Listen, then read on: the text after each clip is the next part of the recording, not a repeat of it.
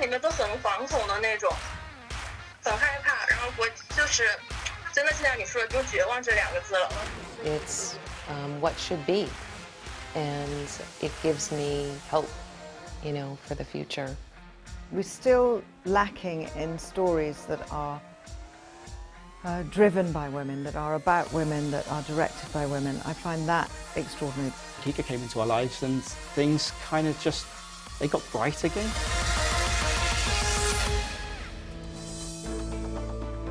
The COVID-19 outbreak began in the Chinese city of Wuhan, which still has by far the largest number of cases worldwide. Our Asia correspondent Tom Cheshire has managed to speak to a healthcare worker at a hospital inside the quarantine zone.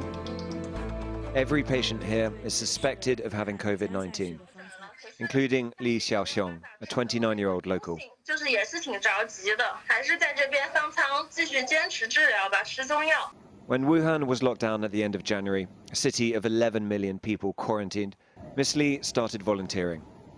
后来我们就组了一个车队，然后就专门给这些医院送物资，然后接送医生，因为一线的医生那天交通瘫痪了，他们没有办法上班。 That work was dangerous, and as a result, Miss Li got sick. This is her being tested for COVID-19. She transmitted the infection to her parents, who are in a stable condition. This is the first time Miss Li has told the truth of Wuhan, and she's worried. What's the situation being like in Wuhan? Have hospitals been overwhelmed? 我能说实话吗？会不会就是我说实话，最后结果就是搞得好像说显得政府很无能，到时候把我带走了，可能整个城市所有的药店你都买不到一个口罩，然后大家就还不知道这个疫情什么时候结束，然后大家心里面都很惶恐的那种，很害怕，然后我就是真的就像你说的，用绝望这2个字了。 就觉得我们要死了，国家不管我们。就其实每个医院都非常非常的缺，缺到就是医生都哭的那一种。包括别人采访的时候，我都是求那些记者，我说求求你们把武汉的情况播出去，然后他们就说不能，就说这样子，他们是作为湖北武汉的这边电视台，他们说不能播。这样，因为这样子他们的稿子的话，就是会被，如果这样的负面东西播出来的话，可能他们就会丢掉饭碗那种。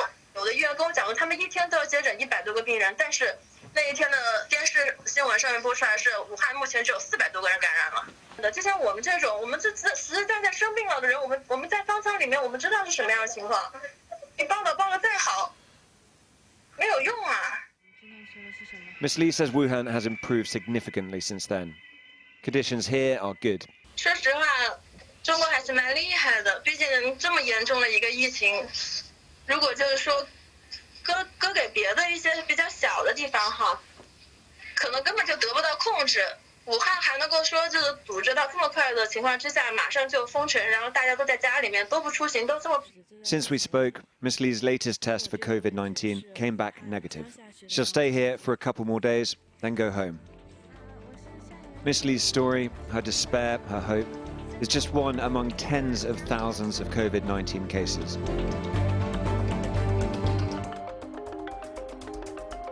World-renowned conservationist Dr. Jane Goodall has said coronavirus is probably nature's way of fighting back against the way animals are treated by humans. I went to meet her at the University of Kent ahead of her lecture last night on chimpanzees, conservation and getting young people involved in the environment. Would you like to just clarify that remark about coronavirus being nature fighting back? What do you mean? Oh, because it's said to have come from the Chinese habit of eating wild animals. And now they've agreed to ban the meat market. I mean, these meat markets, terrible, terrible places, animals crammed into tiny cages. And the viruses that come from the animals, call them zoonotics, something or other, and they can mutate and become a virus that hurts us, whereas they kind of live in harmony with the animal. What is the dire situation by your definition? Some people talk about the sixth mass extinction, other people talk about pollution. What for you is the direness of this situation? They're all intertwined, that's the thing. You can't just take one piece and think that you can solve anything with just that one piece. But luckily, there's so many people now joining this battle to save the planet that you get people with different expertises. And my job is really to present the general picture which has resulted in this climate crisis. Where do you find the hope?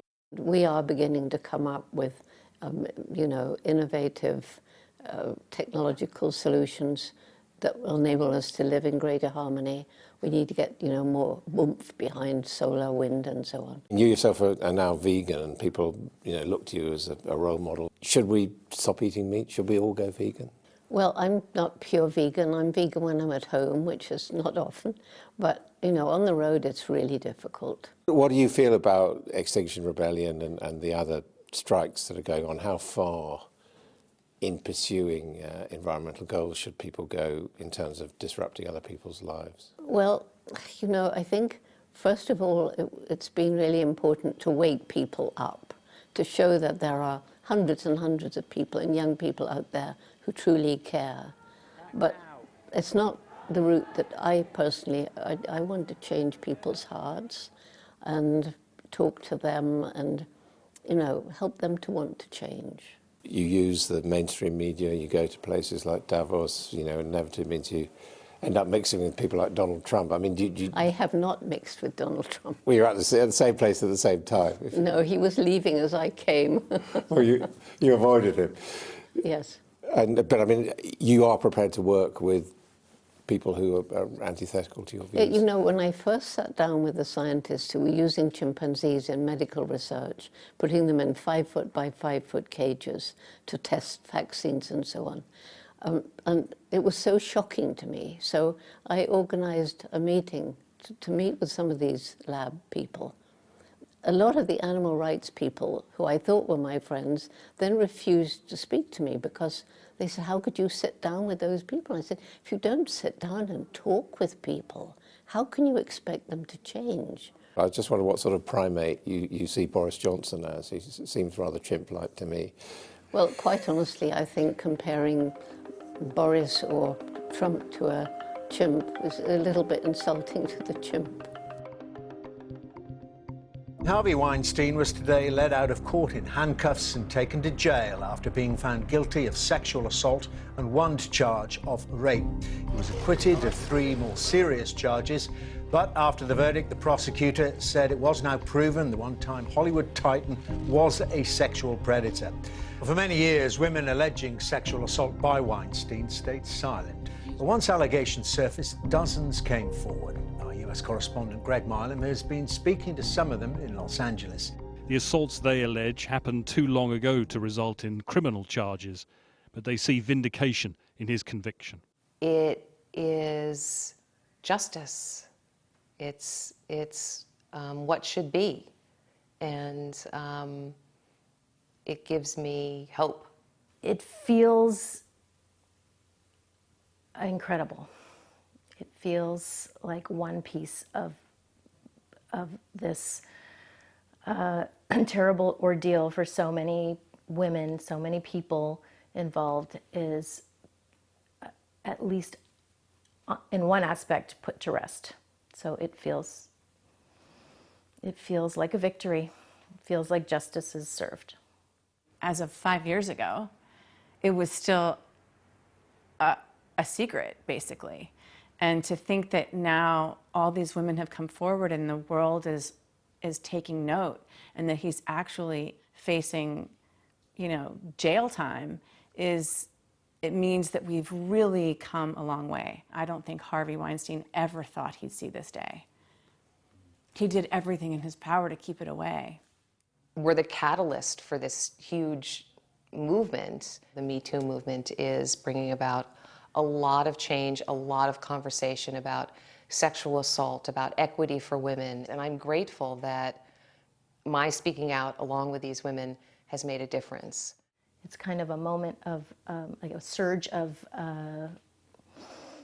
reckoning in a way. There's a public dissection and of all of the different aspects of sexual violence and abuse of power. A woman should never be afraid to be alone with a man.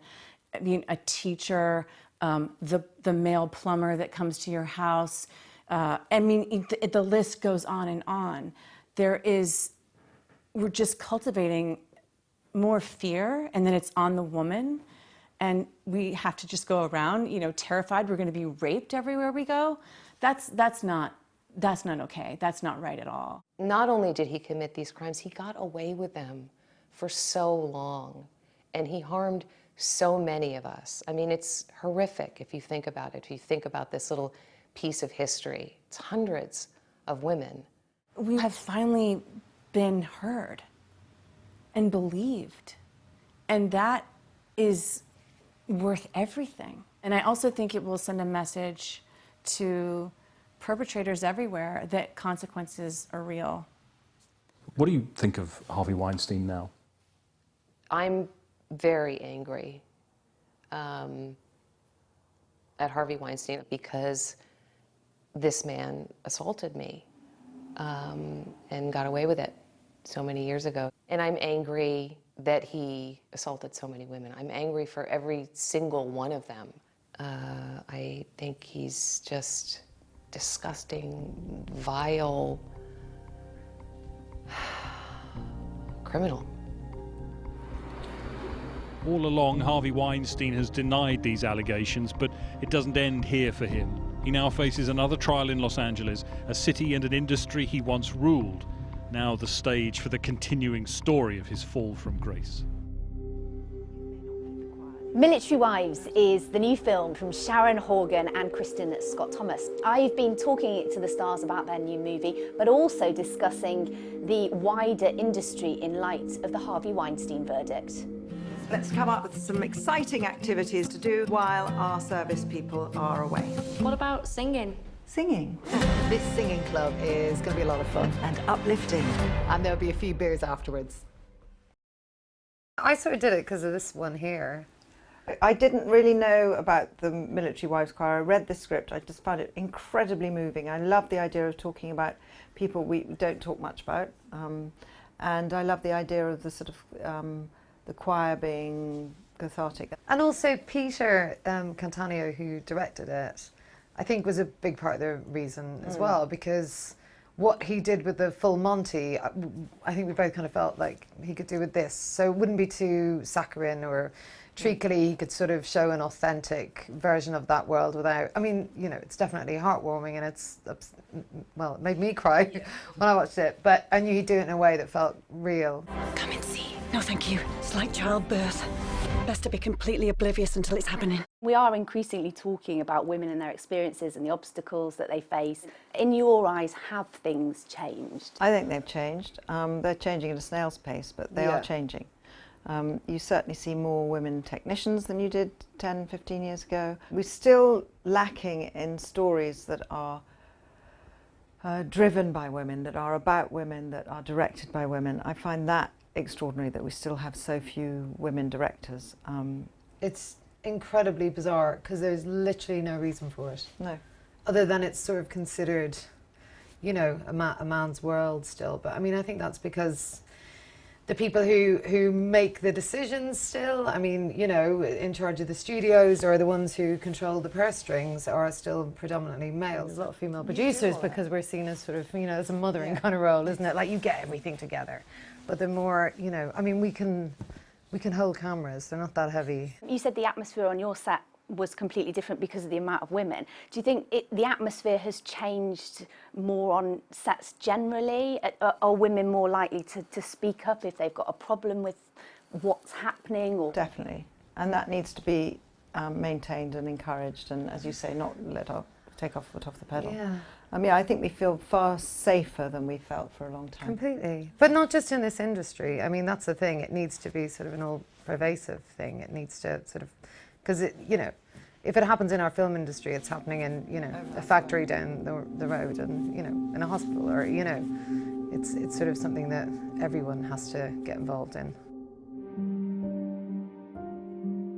Rugby prides itself on inclusivity, regardless of gender, size or sexuality. From the grassroots like these women in North London to the elite level. But now rugby is wrestling the thorniest issue in sport. How do transgender players, those who have switched from male to female or vice versa, fit in?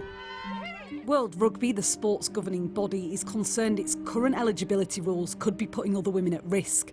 They're holding a groundbreaking two-day forum where scientists, lawyers and advocacy groups will debate the issue. Verity Smith continued to play for Rotherham Ladies while transitioning to being a man. Now he fears transgender players could be excluded. What would you say to people who say in women's rugby it's dangerous? I don't think it's dangerous. As I say, sport is for everybody. I've had to play women that are over a foot taller than me. I've had to play women that are a lot bigger size-wise than me. So why would it be a danger? We all go into sport, and rugby specifically, knowing it's a contact sport. And when you look at the international games, look at your scrum half, look at your second rows, over a foot and a half difference sometimes. Everybody needs to have their identity and who they are. So myself, I played as a gay female for many years. My parents died when I was young, and rugby was the one thing that I had, and it was my one constant. Many years ago, I got told by the rugby guidelines that if I came out, then I wouldn't be able to play women's rugby, and there wasn't any policies to go play men's rugby at the time. So I've lost the majority of my life not being able to be me, but for the last 3 years I've got to live my life as me and be my authentic self. And for anybody to be able to live their lives and do the one thing that they love, everybody should be allowed to do that, no matter what their background is. You know how these things work, Bob? Oh yes, yeah. The selfie was about a century away from being invented when Bob Wayton was born in 1908. Bob is about to turn 112. So what is the secret to a very long and healthy life? That's what everybody wants to know. I haven't the slightst idea. Good genes, I guess, and taking things as they come instead of worrying about them for months. I see a card from Her Majesty the Queen, so that's quite old now. Yeah, that was a year or two ago, because I see no point in her sending me one every year for 10 years. She's about the most sensible person in Britain. Everybody else is a bit mad. So what do you make of modern life? I think there are some great drawbacks. The lack of actual personal contact, eye-to-eye contact. Everybody's walking down the street holding one of these things, oblivious to their surroundings. And two people who know each other might walk by each other without noticing who it was. And tell me, over your life, did you eat or drink anything special? Was there any foods you avoided, or did you exercise a lot? I ate what was put in front of me. No questions asked. Amit Patel was working as a trauma doctor when a rare condition caused him to lose his sight within 36 hours. After being assaulted while using a white cane, he hit rock bottom. But with the help of his guide dog, Kika, he's managed to turn his life around and has now written a book about how his world has been changed. Tell me about Kika. Kika is the most adorable, blonde guide dog that I know. Anyway, she is a bit you're a bit biased, maybe. A little bit biased, but I think she was what was missing in my life, in a weird way. When I lost my sight, I never really thought about a guide dog. It never even crossed my mind. I don't think I even thought that a dog would ever change my life so much, but she kind of came in and she filled that void that was missing. And I think I'm a better person for her being in my life. I've achieved so much more, and I'm kind of ready for the world, for whatever it's going to throw at me. Tell me what happened to your sight. So I had a hemorrhage in the back of my eyes. It was unexpected. It wasn't something that we prepared for. Went home after work one evening, had dinner with my wife, went to sleep, woke up and had no sight when I woke up in the morning. So there was no pre-planning or anything. It was literally going from light to dark, and that was it. So it was either get on with life or be scared of the world. And I'm guessing you were scared for a while. For quite a while. I don't think anything could prepare you for anything like that. It's everything you knew. For me, it was because I was sighted. I could do things, I could get up, I could be independent. But just to have all the lights turn off and not know where I am, even the basics, even not navigating my house, walking in a straight line, making a cup of tea in the morning, looking at myself in the mirror. It's the things you don't really think about, but it's the small things that you miss. It's, I will never see my wife again. I'll never see my parents. I'll never see my family. It's something that just you can't prepare for. But when it happened, it put me in a very dark place for such a long time, because I thought, how can I move on? How can I live my life in a dark world? But slowly, you know, with the right people around me, and, you know, my wife is amazing. She never gave up hope that, you know, I'll find myself again. And then Kika came into our lives, and things kind of just, they got bright again. That smile became a genuine smile. It wasn't a fake smile for everybody else around me. I know that you put a body cam onto Kika for a while, didn't you? Just to highlight and illustrate what happens on the tube. Someone approached me and said, "Are you okay?" And I said, "Yes, I'm fine. I'm just waiting for my guide dog to kind of find her bearings." And she explained that someone had actually swiped an umbrella in front of Kika's face, and that's why Kika stopped. So I thought, well, if this is the reaction Kika does when someone does this. It's happened quite a few times. I know she's able to cope with the good and the bad, but for someone to actually consciously take a swipe at a guide dog who's guiding a visually impaired person through a busy station, because we may have got in their way or they want to get in front of us on an escalator, you know, you just kind of think, well, hold on, you know, we're only going to inconvenience you for about 10 seconds. After that, you can just walk past us.